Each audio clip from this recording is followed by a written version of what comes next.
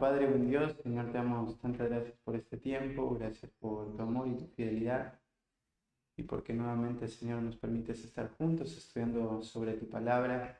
Padre, tú nos has acompañado en todo este ciclo, y es nuestro deseo, Señor, que tu gracia, Señor, siga obrando en nuestras vidas, que podamos seguir creciendo, entendiendo, Padre, las verdades de tu palabra, entendiendo todo lo que, Señor, tú demandas de nosotros. Gracias, Padre, por este tiempo. Oramos en el nombre precioso de Cristo Jesús. Amén. Bueno, vamos a la última clase. Solo para hacer un repaso. Esta clase tiene como propósito seguir afirmando lo que implica creer en Cristo. A veces nosotros pensamos que creer es simplemente repetir una oración o hacer o a decir una afirmación, pero la realidad es que creer tiene que ver con morir a mí mismo, ¿sí? No es que por mis obras yo soy salvo, sino más bien que es dejar mi vida para que Él se convierta en mi vida, completamente.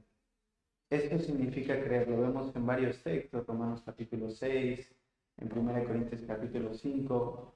Esta es la vida de un creyente. No es alguien que gana la salvación, pero creer es una persona que muere a seguir viviendo bajo su voluntad, sus deseos, su forma, sus comodidades. Y ahora su deseo es poder honrar al Señor. Entonces, a medida que yo entiendo esta realidad, todo lo que el Señor va poniéndonos por delante es algo que no es una opción hacer, sino más bien son mandatos a los cuales como creyente yo soy llamado a someterme. Y hoy vamos a ver el último de esta clase, que está en Mateo capítulo 28.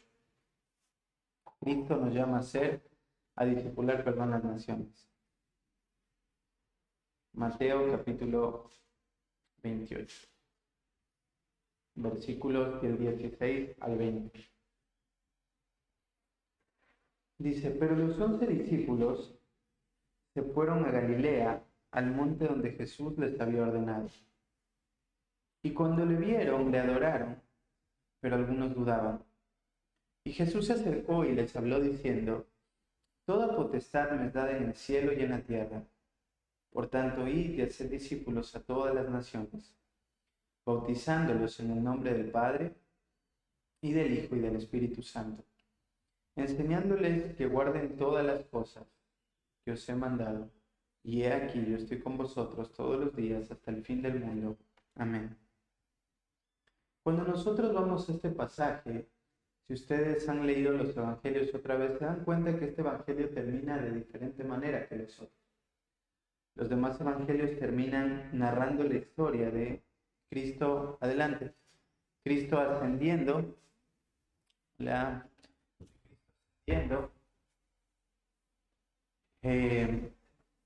pero acá Cristo de diferente manera termina con un mandato. Él les va a dar un mandato a las personas. Él les va a decir qué es lo que tienen que hacer. Y Mateo termina de esta manera por cómo el Evangelio se ha venido narrando. Tenemos la bendición de estar estudiando en la iglesia el Evangelio de Mateo, y mientras vamos escuchando, yo creo que es muy claro cuál es el llamado: es a mirar a Cristo como Rey, como Dueño, como Señor. Entonces, este termina con un mandato, porque eso es lo que quiere mostrar: un rey dando órdenes. Y esta no es una que sea diferente. Esta es la orden, la última orden que Cristo le da a la iglesia de alcanzar o discipular las naciones. Así que es importante tener esto en cuenta, porque uno puede obviar este mandato de pensar en lo que implica la gran comisión de discipular, de hablarle a otros de lo que Cristo ha hecho en nuestra vida. Ahora, antes de Mateo dar este mandato, va a contar dos historias. Y estas dos historias son muy importantes, porque estas dos historias nos ayudan a entender esta gran tarea de lo que implica discipular. Son dos historias muy similares. Una es más larga que la otra, Pero la primera nos habla de dos mujeres que iban a hacer la tradición de ir al cuerpo de Cristo y hacer todo lo que los judíos hacían al tercer día de que una persona moría.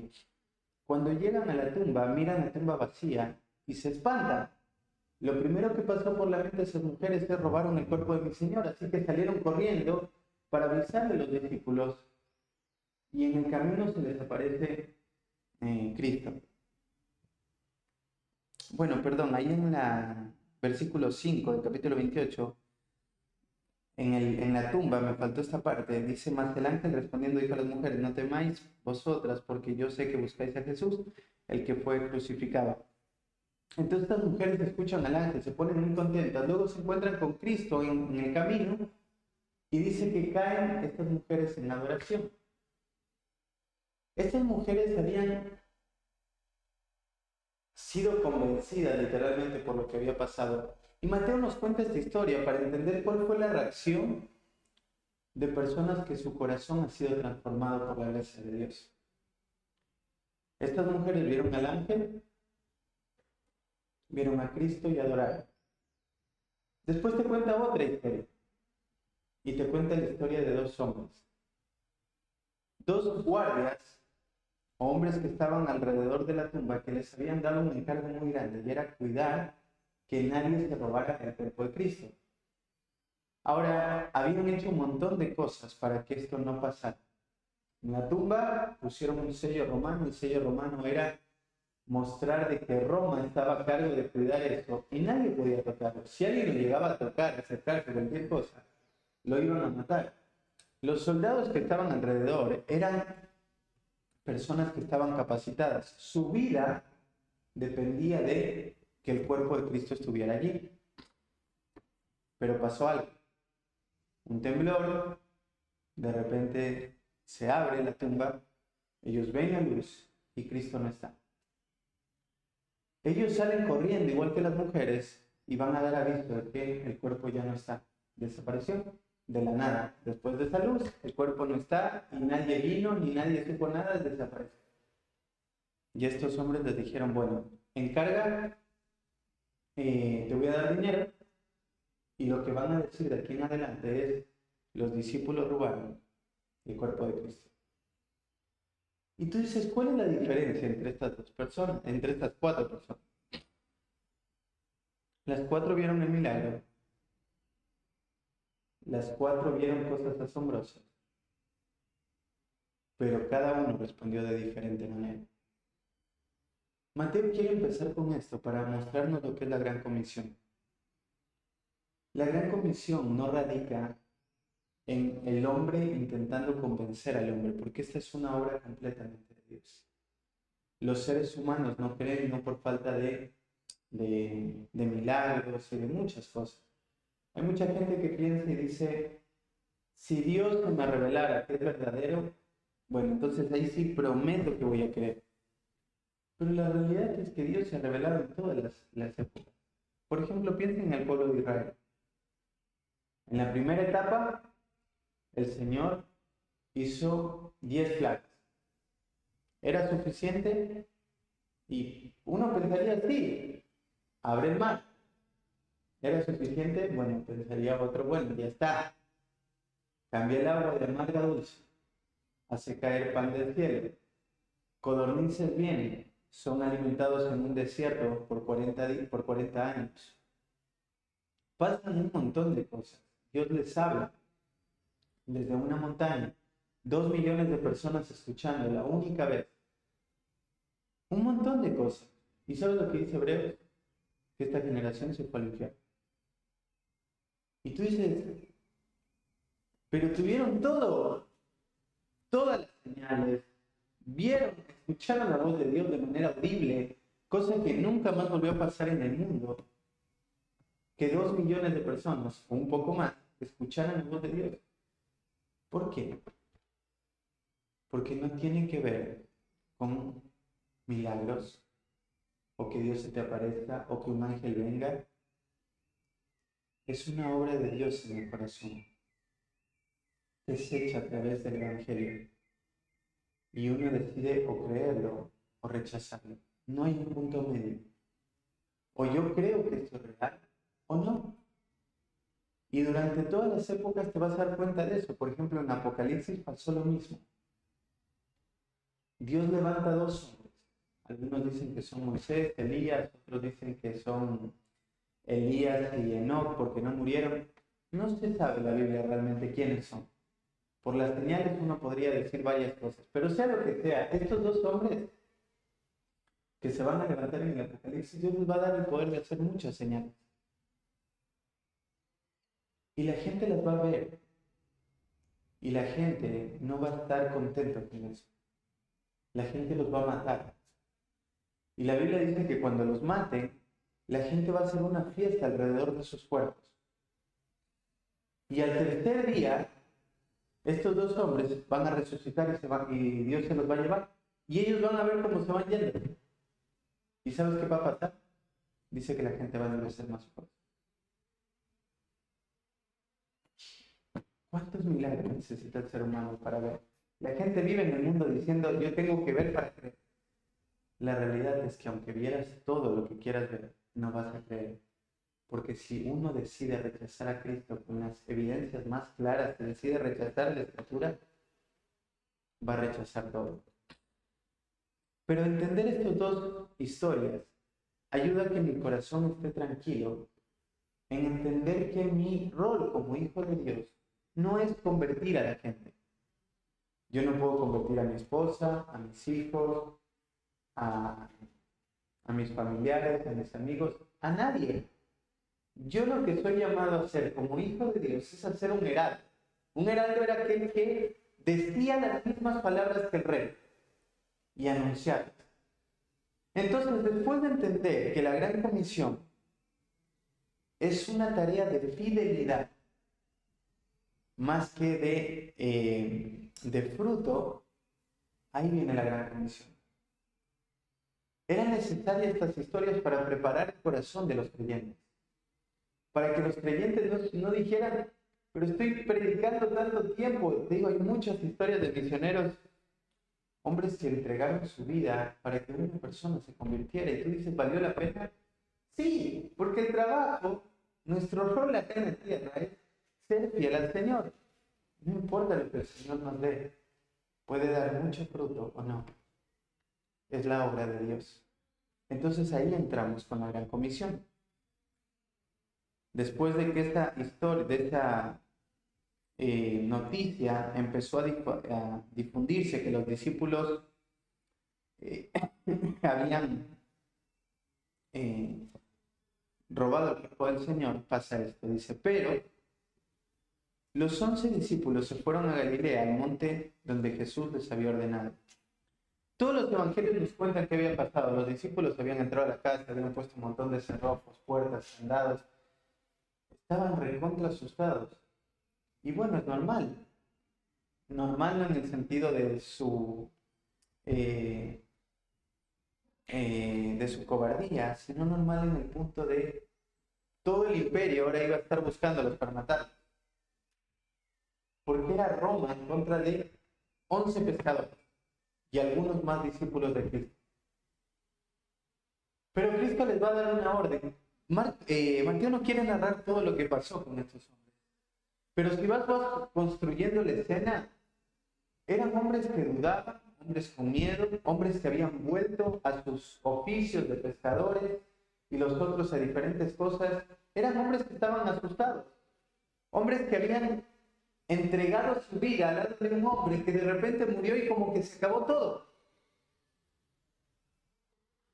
Así que Cristo se les aparece, les dice que vayan a Galilea. Y Galilea fue el lugar donde todo empezó.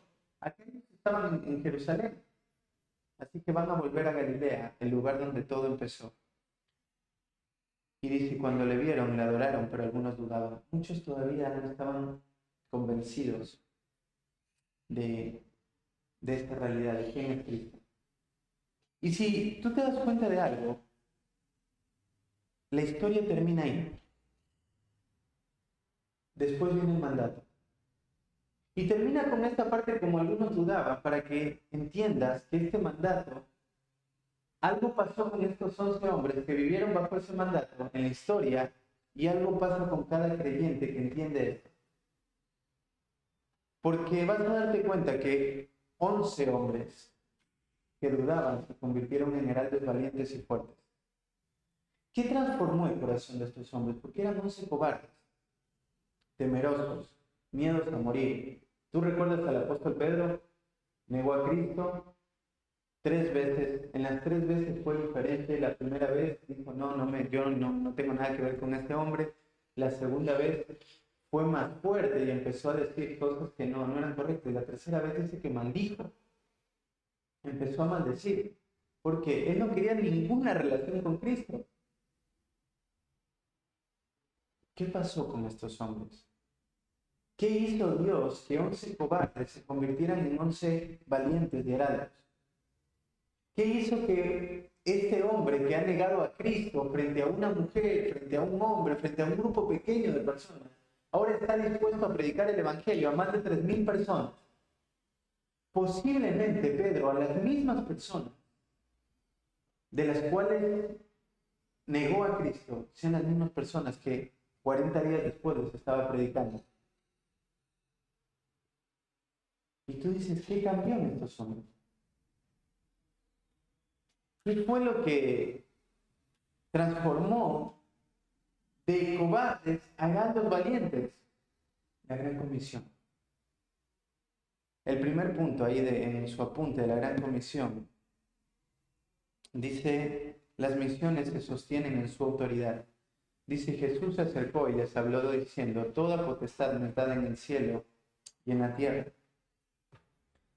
Esta frase va a ser la que va a afirmar a estos discípulos. Porque ellos entienden que el que va delante de ellos, el que tiene todo el poder, el dominio, la autoridad, es Cristo. Claro, cuando la iglesia o las personas intentan hacer misiones, muchas veces los miedos que vienen son por nosotros, porque no sabemos quién controla todo. El miedo a qué pasa si me rechazan, me tratan mal, me matan, o diferentes cosas. Claro, y eso te hace ver muy chiquito. Y está bien verse así, porque si fuera en nuestra fuerza, sería imposible cambiar esta realidad. Por eso Cristo necesita afirmar sus corazones. Necesita recordarles que las misiones se descansan en Él. Hoy la iglesia en el mundo, a nivel mundial, va cayendo en un declive por olvidar este aspecto. Hoy las misiones no descansan en la autoridad de Dios. Y no que Dios no está obrando, no me refiero a eso, sino que las iglesias piensan qué más podemos hacer para alcanzar a las personas. Y si tú vas por el mundo, tú te das cuenta de cada locura que la gente hace. Por ejemplo, en Francia, en París, la iglesia de Hillsong, los días sábados tienen un boliche que van más de 5.000 jóvenes. Pero eso es un boliche. Literalmente un boliche. Hay trago, hay drogas, hay alcohol. Es terrible lo que pasa.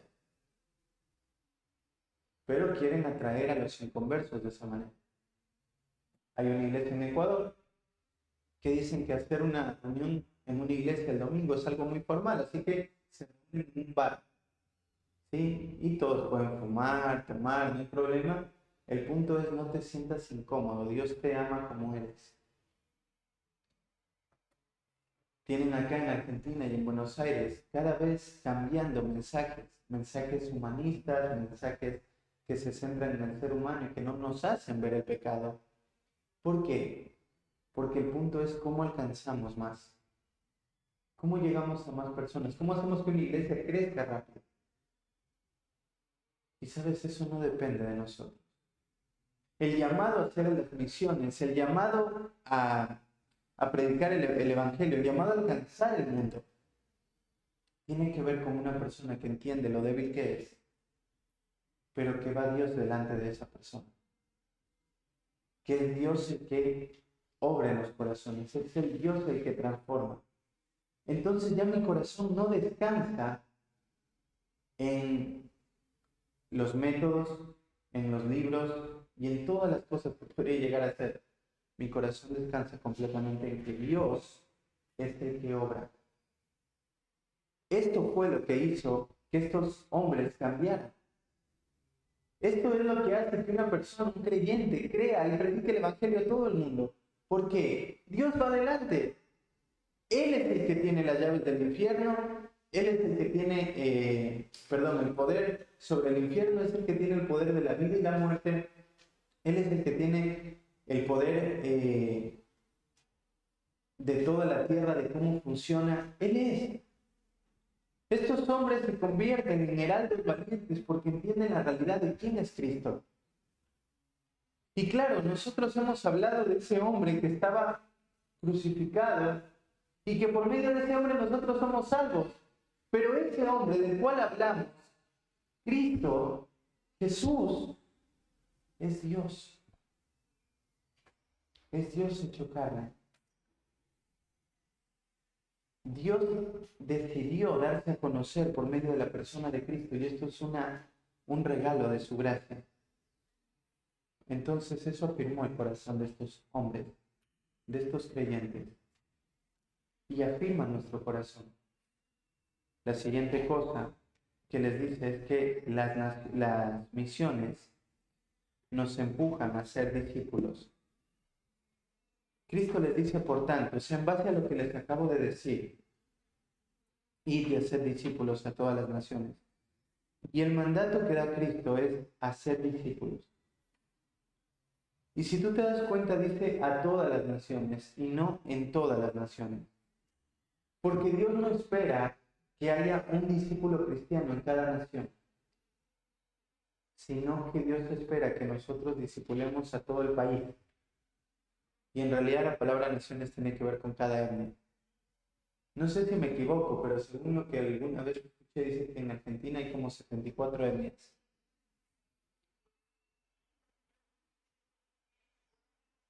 74 etnias. Y es un montón. Y Dios no quiere que pensemos, bueno, alcancemos a 74 personas, una de cada etnia. No, dice, alcancemos a cada etnia. Que toda la etnia venga a Cristo. Esta es la mentalidad que nosotros debemos tener como creyentes. Buscar alcanzar el mundo. No estamos contentos con tener una iglesia en Argentina, una en Perú, una en México. Queremos alcanzar el mundo. Queremos que el mundo sea discipulado para Cristo. Y obviamente que nosotros nos vemos chiquititos con una misión tan grande. Pero es ahí mismo donde nuestro corazón entiende que Él va adelante. Porque si no, esta tarea se vuelve imposible de realizar. 11 hombres trastornaron el mundo de ese momento conocido. Imagínate hoy lo que Dios podría hacer con la vida de cada creyente que se comprometa a vivir una vida de fidelidad en el discipulado, en buscar y discipular a las naciones. Ahora, ¿cómo discipulamos las naciones? O mejor dicho, primero, ¿qué es un discípulo? Los maestros normalmente tenían discípulos.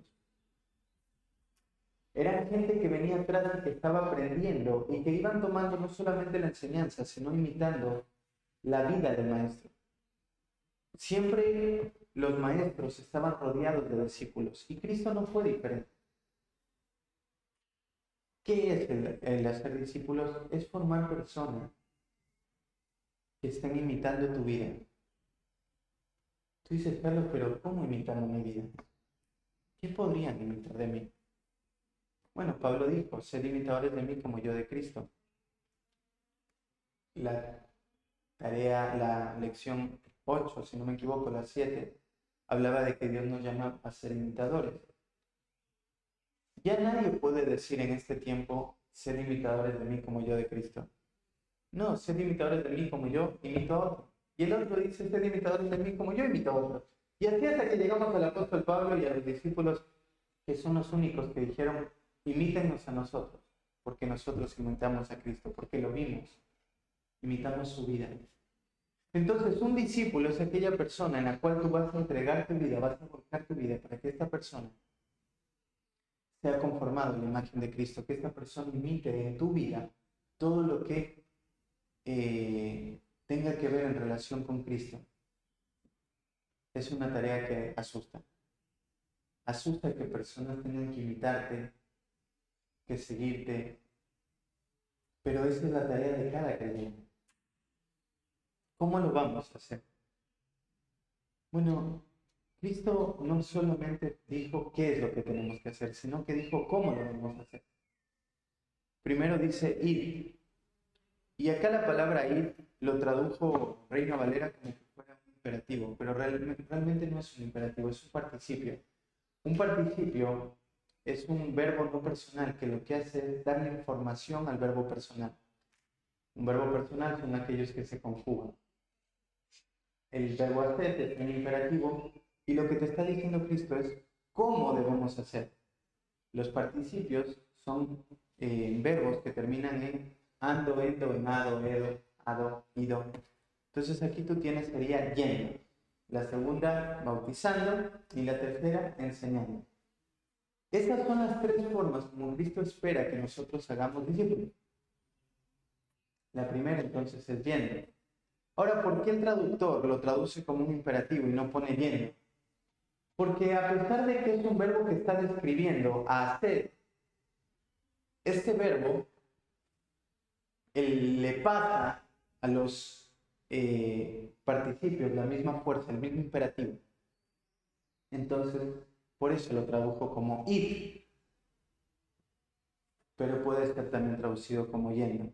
Yendo, vamos a ser discípulos yendo. ¿Y qué significa yendo? La idea de esta palabra tiene que ver con viajar o atravesar. ¿Qué es lo que les está diciendo Cristo a estos discípulos?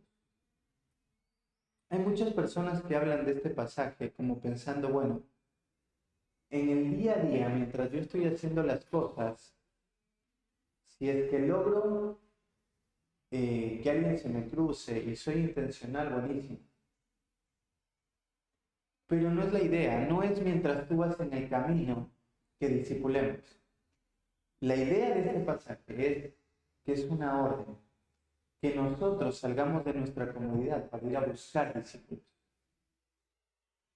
Si nosotros queremos discípulos de Cristo, nosotros tenemos que salir y buscarlos. Y muchas veces eso implica salir de nuestra comodidad. Salir de una casa para golpear otra, hablar con las personas que están en mi colegio o en mi trabajo, hablar con las personas con las que me encuentro en una plaza. Es algo que uno debe hacerlo de manera intencional. No es algo pasivo. Yo tengo que buscar hacerlo. Tengo que buscar ser intencional con las personas que el Señor ha puesto a mi alrededor. Así que para los discípulos yendo, se entendió claramente. Ellos tenían que salir de aquí en adelante e ir a predicar al mundo. Tienen ahí a Pedro predicándole a las 3.000 personas, que eran como más o menos, según los autores, eran como entre 9.000 y 10.000 personas, porque en ese momento no se contaban niños ni mujeres. Era un montón de gente. Salieron. Y así la iglesia mantuvo ese mandato. Por eso es que trastornaron el mundo. La iglesia, en su primer tiempo, en 40 años, llegaron hasta el fin del mundo. Tú dices, nunca llegaron a América Latina. No, para Pablo el fin del mundo es a la ciudad donde yo les he hablado, donde quiero ir, Estrasburgo, en Francia, que está pegado a Alemania. Ese era el fin del mundo. Eso era lo que ellos conocían, donde veían toda la parte donde estaba poblada, donde había la mayor cantidad de gente. Ahí querían llegar. Y ahí llegaron. Ahí fue donde el Señor permitió que el Evangelio de Cristo llegara. La gente conocía el Evangelio. Entonces tú te das cuenta que este mandato es un mandato muy intencional. ¿Cómo se fundó la iglesia de Creta, de Colosas y de Roma? No hay registros históricos de que estas iglesias se hayan fundado por creyentes maduros, o mejor dicho, por discípulos de Cristo, pastores que fueron a fundar o algún delegado apostólico. ¿Cuál es la interpretación de la mayoría de eruditos bíblicos o comentaristas? Que en estos tres lugares llegó el Evangelio porque las personas en Pentecostés, sean judíos o judíos prosélitos, después de escuchar lo que pasó con Pedro, la predicación y creer en Cristo, volvieron a sus lugares y empezaron una iglesia. Gente muy simple, muy común, escuchó el Evangelio, obviamente eran prosélitos, así que tenían una preparación del Antiguo Testamento, pero fueron y empezaron iglesias. Y ahí tienes tú la iglesia. Una iglesia, tienes un montón de iglesias en Creta. Pablo le dice a Timoteo, establece ancianos en cada iglesia. Tienes una iglesia en Roma, una iglesia bastante fuerte, y lo ves por la carta tan doctrinal que Pablo escribe. Tienes una iglesia en Colosas, donde Epafras era el pastor y Pablo no conocía esta iglesia. ¿Por qué te digo esto? Porque quiero que entiendas que la vida de la iglesia se fue dando por personas que entendían cuál era el mandato, ir por el mundo y predicar en el día a día y ser intencional en buscar discípulos. Tienes las personas, cuando Pablo mató a Esteban, se fueron a Samaria, en Samaria empezó una iglesia. Era impresionante. Tienes a Timoteo de 16 años y dice que lo conocían en Listra y la ciudad de al lado, si no me equivoco es Bitinia, pero lo conocían en las dos ciudades y no estaban cerquita. Un joven de 16 años que tenía un testimonio que honraba al Señor. La iglesia de Tesalónica dice que los de Macedonia habían escuchado de la fidelidad y cómo se habían convertido de los ídolos al Dios vivo. Y a veces leemos esos pasajes, pero no conectamos que esta gente vivía a tal punto y con tal intensidad del Evangelio que la gente empezaba a conocer de Cristo y a decir, ¡guau! Esta gente que era de contra idólatra, ahora está predicando el Evangelio por todo el mundo, de tal manera que llegó a otra provincia. Eso significa yendo. Significa la intencionalidad de salir. Significa la intencionalidad de ir para que haya otra persona más que escuche el Evangelio y que sea formada bajo las características de Cristo. Ahora, ir puede ser difícil o hay muchas luchas en el corazón. Porque muchas veces ir no solamente va a ser aquí alrededor, ir puede ser irte a otro país. Y hay precios que pagar. Aprender una cultura nueva, un idioma, trasladarte con tu familia, hay muchas cosas. Pero el punto de la iglesia y de cada miembro de la iglesia, cada persona que pertenece a la iglesia, es que queremos alcanzar el mundo. Y ese es el corazón del Evangelio, ese es el corazón de Dios. La siguiente cosa que nos dice Cristo mismo, es que la otra forma como hacemos discípulos es bautizándoles en el nombre del Padre, del Hijo y del Espíritu Santo. Y esta parte de bautizar tiene que ver con la forma de cómo se hacen discípulos. Bautizar tiene que ver con una identificación del creyente y se identifica con Cristo. Pero cuando tú ves esto, tú te entiendes que lo que Cristo está poniendo acá es que para ser discípulos es necesario que haya una iglesia local. Porque el bautizo te vincula con Cristo de la misma manera que te vincula con una iglesia. Entonces Cristo está mostrando la importancia de la vinculación que un creyente tiene con Cristo de la misma manera que la tiene con su iglesia, porque la iglesia era la que ya era llamada a bautizar. Entonces, implícitamente lo que Cristo está diciendo acá, si queremos alcanzar el mundo necesitamos fundar iglesia. Esa es la visión de nuestra iglesia.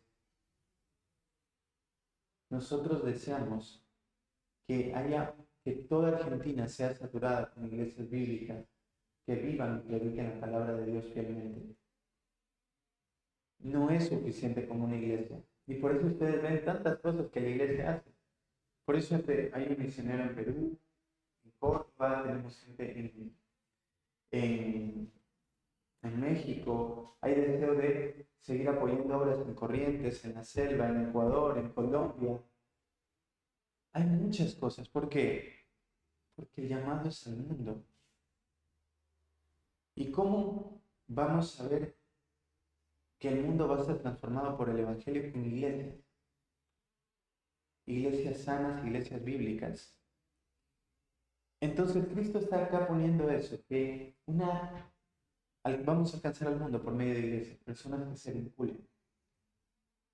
Ahora, Cristo lo que está diciendo con esto es que no existen creyentes, agentes 007, que se escondan, que tengan miedo de anunciar quiénes son. En este momento, bautizarse era dejar de lado todo el judaísmo. Este tiempo estaba hablando con algunas personas y nos cuentan de cosas que pasan allá en Europa, donde trabajan con musulmanes. Y es impactante, porque, ¿sabes? Muchas familias, imagínense, Victoria acepta a Cristo, y lo que pasa con Victoria es que su mamá, su papá y su hermano la tienen como muerta. Ya está. Es más, hasta hacen el duelo, el velorio. Gracias, el velorio. Se murió. La familia nunca más lo vuelve a ver.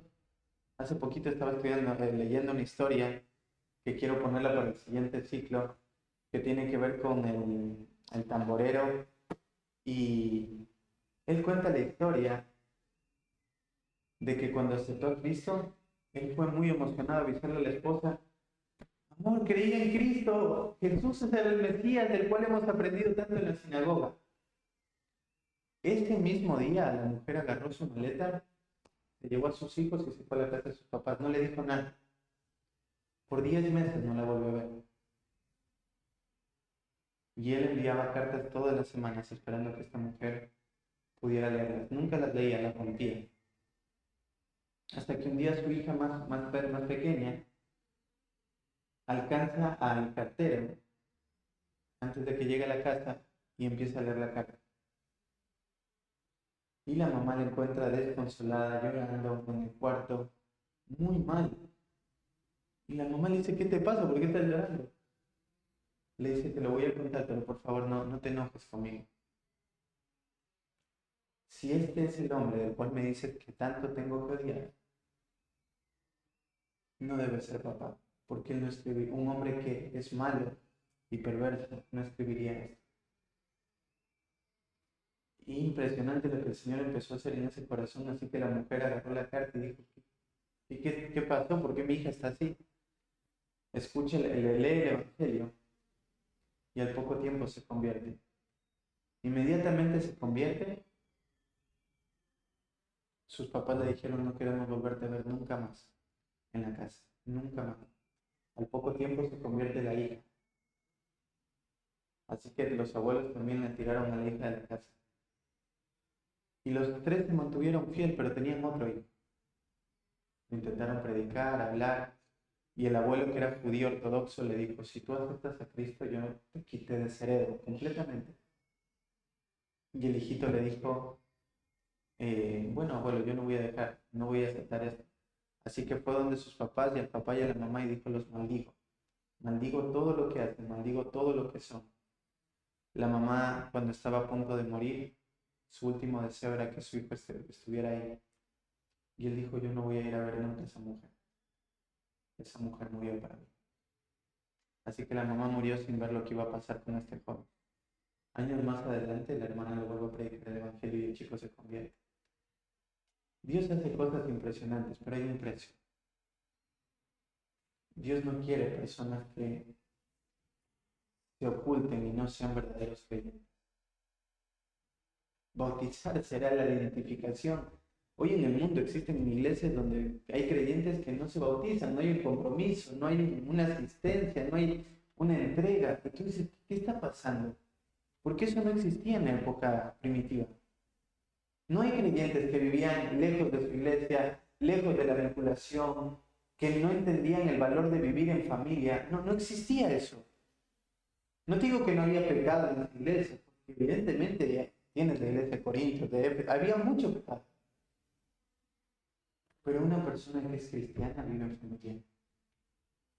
Se vincula a una iglesia local, se somete a las autoridades, porque eso es ser un discípulo. Entonces nosotros buscamos que la gente vaya en ese camino. Hay una frase que estamos acostumbrados a decir y es decir, yo no te hablo de una religión, sino te vengo a hablar de Cristo, pero la realidad es que el cristianismo es una religión, es la única religión verdadera. La religión falsa son todas las demás. En el mundo existen dos religiones. La religión que te dice que no puedes llegar al cielo y que el único camino es Cristo, y la religión que te dice que puedes llegar al cielo por tus obras. Y ahí entran todas las religiones. Estamos en la verdad, estamos en el verdadero. Y ahí está, entonces somos llamados a que estas personas se vinculen con Cristo, con la iglesia, y sigan creciendo y viviendo su vida de fe hasta ser formados a la imagen de Cristo, hasta que Cristo venga por nosotros. Entonces voy a ser discípulos yendo, voy a ser discípulos bautizándolos, y por último voy a ser discípulos enseñándoles. Y enseñándoles dice que guarden todas las cosas. La palabra guardar tiene que ver con que obedezcan todas las cosas. El discipulado no es solo abrir un librito de 10 pasos. El discipulado es de toda la vida, es donde uno transfiere su vida a otra persona. Hay que enseñar todo el concepto de Dios. Me encanta cuando Pablo se despide de la iglesia de los ancianos de Éfeso y les dice, yo no he rehusado anunciar todo el concepto de Dios. No me quedó nada. Me exprimieron, lo entregué todo. Claro, porque el discipulado requiere de entregar todo. Por eso toma tanto tiempo. Semana a semana, juntarte con una persona, enseñarle por 3 horas, 4 horas, 1 hora, 2 horas, el tiempo que el Señor permita que tenga, y estarlo acompañando en todas las áreas de su vida, familiarmente, como matrimonio, con sus luchas internas, en todas las áreas. Así que van haciendo discípulos. No podemos crecer solitos. Necesitamos que alguien nos acompañe. Y en este caso, como está la clase enfocada a nosotros hacer discípulos, necesitamos nosotros buscar y enseñar y acompañar y servir y guiar y traer. Somos responsables de alcanzar las naciones. Somos responsables de que las naciones sean discipuladas. Y esto toma tiempo y ninguno puede hacerse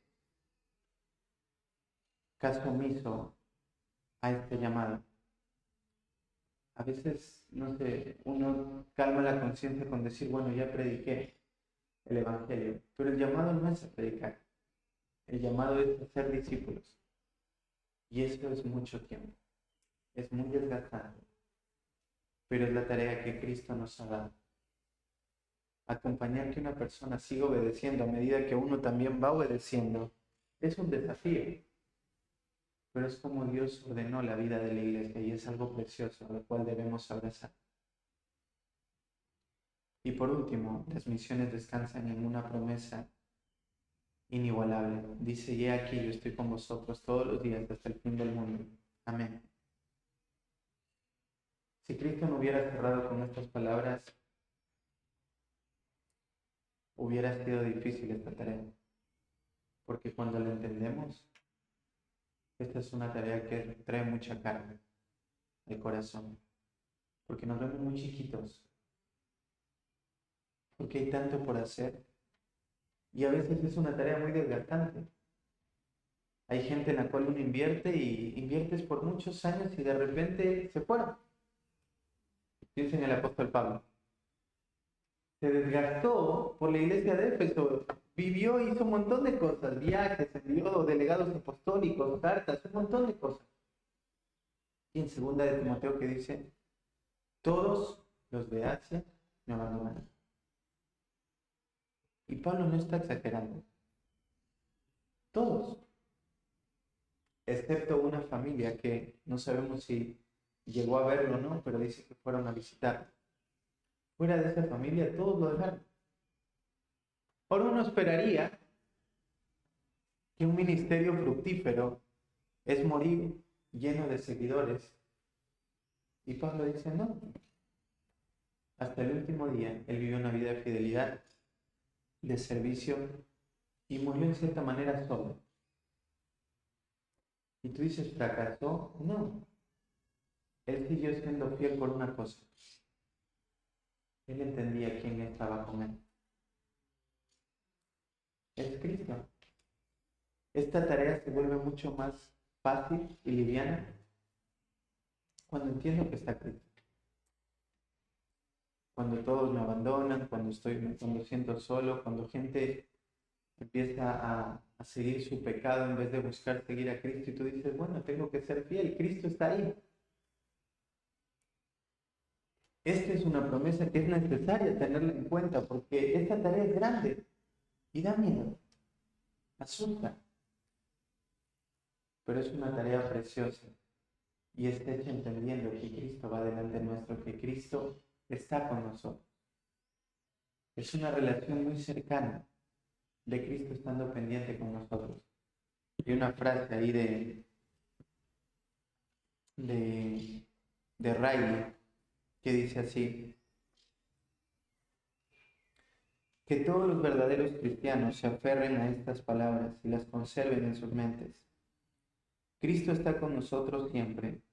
Cristo está con nosotros a donde quiera que vamos. Cuando vino por primera vez al mundo, lo hizo para ser Emmanuel, Dios con nosotros. Ahora llegado el final de su ministerio terrenal y a punto de partir de este mundo, declara que Él será siempre Emmanuel, siempre con nosotros. Está con nosotros cada día para exculpar y perdonar. Está con nosotros cada día para santificar y fortalecer. Está con nosotros cada día para defender y proteger. Está con nosotros cada día para dirigir y guiar. Está con nosotros en la tristeza y con nosotros en la alegría. Con nosotros en la enfermedad y con nosotros en la salud. Con nosotros en la vida y con nosotros en la muerte. Con nosotros en el tiempo presente y con nosotros en la eternidad. Ese es Cristo. Estamos en Él. Él está con nosotros. Entonces esta tarea grande solo puede ser llevada a cabo si nosotros entendemos esta realidad. Cristo está con nosotros. Así que bueno, Cristo nos llama a ser discípulos. Alguien que ha conocido de Cristo no puede callarse. Es como el ciego. ¿Quién te sanó? No sé quién era ese hombre. Pero una cosa sé, que antes yo era ciego y ahora veo. Y empezó a anunciarlo por todo el mundo. O por todo Jerusalén. ¿Cómo callar si antes éramos ciegos y ahora vemos? ¿Cómo callar si antes estábamos muertos y ahora tenemos vida? ¿Cómo callar si antes estábamos esclavos y hoy tenemos libertad? ¿Cómo callar si antes éramos hijos del diablo y hoy somos hijos de Dios? Es imposible. La vida que vivimos es una vida que ha sido otorgada por la gracia de Dios. Y que esta sea la realidad de nuestra vida. Espero que cada clase haya confrontado tu vida de cómo se ve un creyente. Cómo se ve a alguien que está siguiendo a Cristo, buscando mostrar en tu vida lo que significa que Cristo es el Señor de tu vida, el dueño. Todas las 4 clases fue el deseo, las primeras, recordarte lo que es el Evangelio. Tal vez este fue el tiempo donde tú creíste en Cristo. Pero después de eso queremos mostrarte cómo se veían aquellos que dicen que han creído. ¿Por qué? Porque no queremos que tengas seguridad, a menos que tu seguridad parta de lo que la Escritura diga de qué significa ser un hijo de Dios. Para que cuando veas eso, tú digas, esto es lo que debe pasar en mi vida. Esta es la meta por donde tengo que seguir caminando y seguirme esforzando. No para alcanzar la salvación, sino porque ese es el reflejo de que alguien es salvo. ¿Sí? Como lo dice Romanos capítulo 4. No fue Abraham justificado por la fe, por las obras, sino por la fe. Pero él obró porque fue justificado. ¿Sí? Las obras que hizo fue porque creyó. Cuando creemos, hay vida, una vida diferente. Y como dice Santiago, así como el cuerpo y el alma están unidas, la fe y las obras están unidas. No las podemos separar. Una vida de fe es una vida que refleja la vida de Cristo en el día a día y va creciendo. Y como dice Proverbios, es como el sol. La vida del justo es como el sol en el amanecer. ¿Sí? Va saliendo, va saliendo, va saliendo, va saliendo, va saliendo hasta que llega a su esplendor completo. Así estamos avanzando. Un esplendor en el cielo. Hoy seguimos avanzando, seguimos saliendo, pero hay vida. Sí, hay vida. Oramos. Padre, te damos tantas gracias por todo este ciclo, todo este tiempo que nos has permitido, Señor, estudiar sobre estas verdades y te pido, Señor, por el corazón de Victoria, de Jonás, de Ana y de Estefano, gracias por sus vidas, gracias porque los has permitido, Señor, seguir avanzando en cada clase. Y yo sé que tu palabra no llega vacía, tu palabra estorba, Señor, tu palabra es como un martillo, Señor, que quebranta, que golpea, como una espada que penetra y corta. Señor, tu palabra mismo dice, Señor, que ha sido enviada y que hará, y para lo cual fue expuesta, traerá su fruto. Te pido por la vida de cada una de las personas que está acá, Señor. Señor, si todavía hay dudas en el corazón de alguno en cuanto a quién es Cristo, yo te pido, Señor, que tú quebrantes su corazón, que tú lo traigas a ti.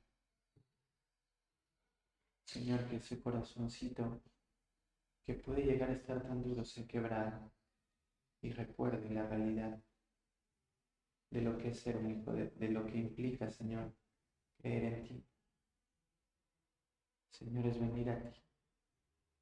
Tanto tiempo hemos estado buscando vivir una vida bajo nuestra fuerza, nuestros medios, y nos encontramos en soledad, en tristeza, amargura, dolor, rencor, insatisfacción. Y hoy Cristo nos ofrece tener vida y vida en abundancia. Te pido, Señor, por el corazón de cada uno. Y si hay alguno, Señor, que aún no ha creído, obra en su corazón para salvación. Gracias por este tiempo, por estas clases, Señor, y por el regalo que nos permitiste durante estas 10 semanas poder abrir tu palabra y mirar las verdades que aquí se encuentran. Oramos en el nombre precioso de Cristo Jesús. Amén.